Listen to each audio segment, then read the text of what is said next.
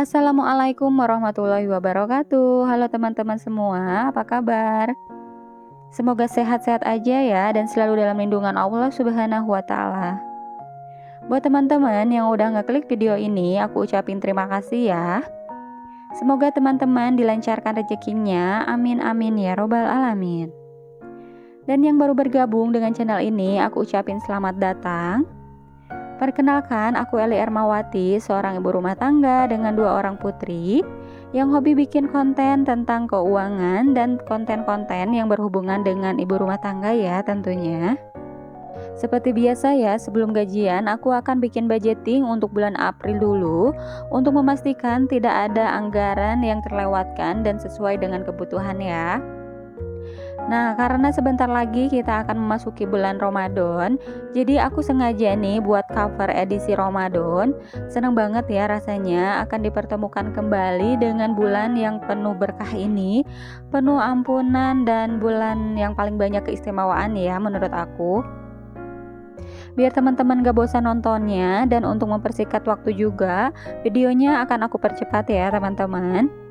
Nah, untuk alat yang aku gunakan di sini, aku menggunakan drawing pen yang ukuran 0,1 dan untuk mewarnainya aku menggunakan pensil warna merek Deli. Dan yang mau samaan untuk drawing pen sama pensil warnanya, link pembelian sudah aku simpan di deskripsi ya, teman-teman.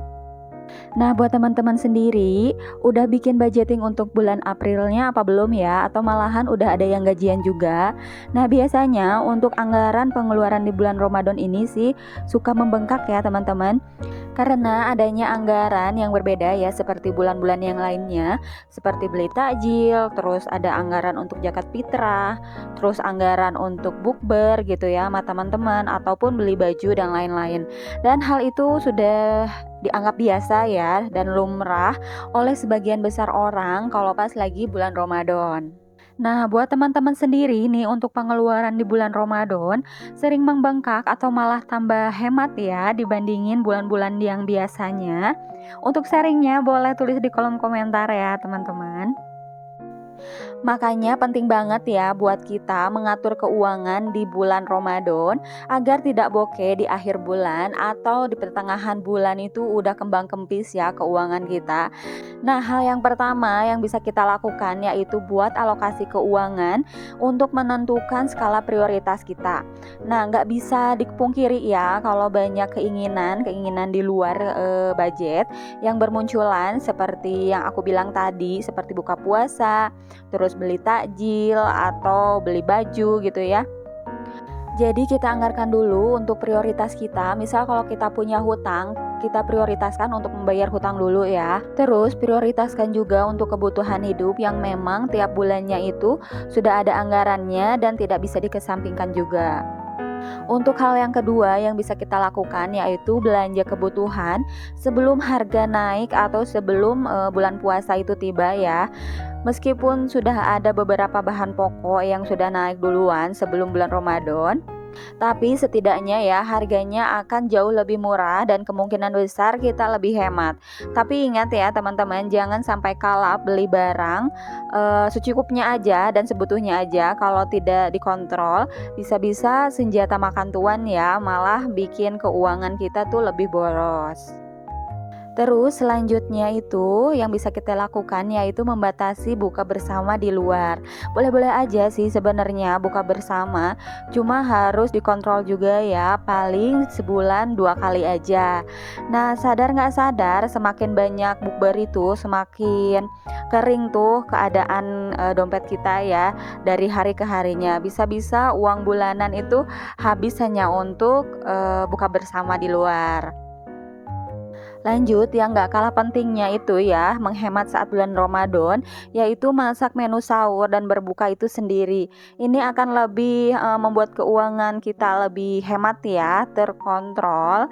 Jadi kita juga tahu kebersihannya. Kalau seandainya kita keseringan bukber di luar, kita kan gak tahu ya cara proses pemasakannya itu seperti apa. Jadi lebih hemat dan aman juga ya teman-teman kalau kita bikin makanan sendiri. Terus selanjutnya berbukalah dengan menu yang cukup. Maksudnya kalau teman-teman mau berbuka dengan takjil yang teman-teman beli di luar, teman-teman bisa beli secukupnya ya. Yang sudah aku katakan sebelumnya ya, saat kita sedang puasa, kita itu lagi menahan lapar, menahan haus, dan menahan nafsu juga ya. Seringkali kita mikirin berbagai menu untuk buka puasa yang bikin kita itu lapar mata, yang akhirnya beli berbagai jenis makanan yang belum tentu akan kita makan ya saat berbuka, yang akhirnya bikin mubazir dan pastinya menguras isi dompet kita. Selanjutnya yaitu menyisihkan dana untuk zakat fitrah di awal. Nah, untuk saran yang satu ini bisa opsional ya, karena tiap masing-masing keluarga itu beda-beda untuk penganggaran zakat fitrahnya. Ada yang sudah menganggarkan di awal dan ada juga yang suka menganggarkannya di akhir ya, saat uang THR itu turun. Nah, yang pastinya zakat fitrah ini adalah rutinitas wajib yang harus kita lakukan di bulan puasa saat mendekati Hari Raya Idul Fitri. Terus lanjut untuk yang terakhir yaitu konsisten dengan perencanaan keuangan yang sudah kita buat ya. Jangan terlena dengan diskon-diskon kalau seandainya tidak terlalu penting, dan jangan sampai keuangan kita juga jadi berantakan. Nah, alhamdulillah teman-teman, untuk cover bulan April ini udah aku buat ya tadi. Teman-teman juga udah pasti lihat. Dan untuk penganggarannya juga sudah aku bikin nih tabelnya. Jadi kita langsung aja ya bikin budgeting untuk bulan April. Nah, ini seperti biasa untuk income masih tetap sama sebesar 4.300.000. Nah, di sini aku mau bikin untuk kewajiban dulu ya. Untuk kewajiban ada untuk arisan 300.000 dan ada untuk sedekah 100.000. Dan lanjut untuk kategori saving atau tabungan, di sini aku hanya menganggarkan untuk tabungan emergensi 150.000 dan untuk tabungan hari tua 150.000.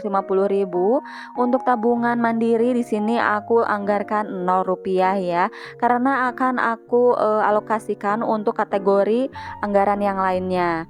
Nah, ini adalah salah satu siasat aku biar gak keteteran juga ya teman-teman. Jadi aku udah tahu nih kalau seandainya ada kategori yang sangat membutuhkan atau yang sangat memerlukan tambahan gitu ya, apalagi harga-harga sedang naik seperti ini.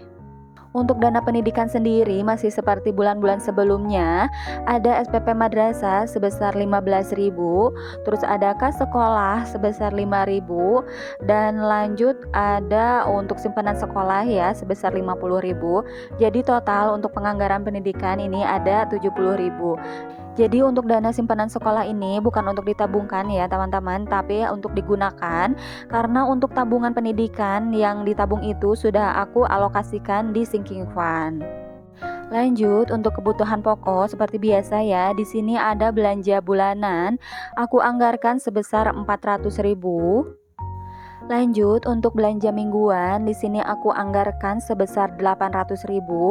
Di sini ada perbedaan ya teman-teman, karena aku pikir untuk kebutuhan pokok ini pastinya kalau bulan puasa itu suka ada kenaikan gitu ya. Jadi untuk meminimalisir biar aku nanti nggak kekurangan gitu ya. Nah, lanjut untuk uang susu masih seperti biasa. Di sini aku anggarkan sebesar 400.000 juga. Terus lanjut untuk token listrik masih sama, aku anggarkan sebesar 205.000. Lanjut untuk uang pulsa atau kuota, di sini aku anggarkan sebesar 65.000. Yang tadinya 61 ya, sekarang udah naik lagi jadi 65. Entah kenapa kok naik terus ya. Dan lanjut untuk uang jajan anak, aku anggarkan sebesar 350.000, masih tetap ya. Dan mudah-mudahan ini cukup juga, karena anakku yang pertama itu udah puasa dan kemungkinan uang jajannya itu paling dibeliin takjil atau kesukaannya dia. Lanjut untuk uang gas, di sini aku masih anggarkan sebesar 50.000, dan untuk air galon aku anggarkan juga sebesar 60.000. Selanjutnya ada dana hiburan. Untuk dana hiburan ini ada perbedaan seperti bulan sebelumnya, karena untuk dana jalan-jalan dan makan di luar akan aku ganti menjadi dana untuk beli takjil atau bikin takjil ya. Dan untuk skincare di sini masih tetap sama, aku anggarkan 50.000, dan untuk dana takjil aku anggarkan sebesar 150.000. Dan ini mudah-mudahan cukup juga ya. Jadi kita harus pintar-pintar ya memilih antara kebutuhan dan keinginan untuk menjaga kesehatan keuangan kita. Tetap disiplin dan terus konsisten ya kuncinya. Oke teman-teman, sekian dulu ya video budgeting untuk bulan April 2022 yang bisa aku share. Mudah-mudahan videonya bermanfaat ya. Kalau teman-teman suka dengan videonya, boleh ya dukung channel aku untuk makin berkembang dengan cara like, komen, dan subscribe. Dan kalau teman-teman berkenan, boleh juga untuk share video aku di tab komunitas kalian atau di sosial media yang kalian punya. Mohon maaf juga kalau ada salah kata dalam penyampaian ya. Ambil positifnya dan buang negatifnya. Sampai ketemu di video selanjutnya. Wassalamualaikum warahmatullahi wabarakatuh.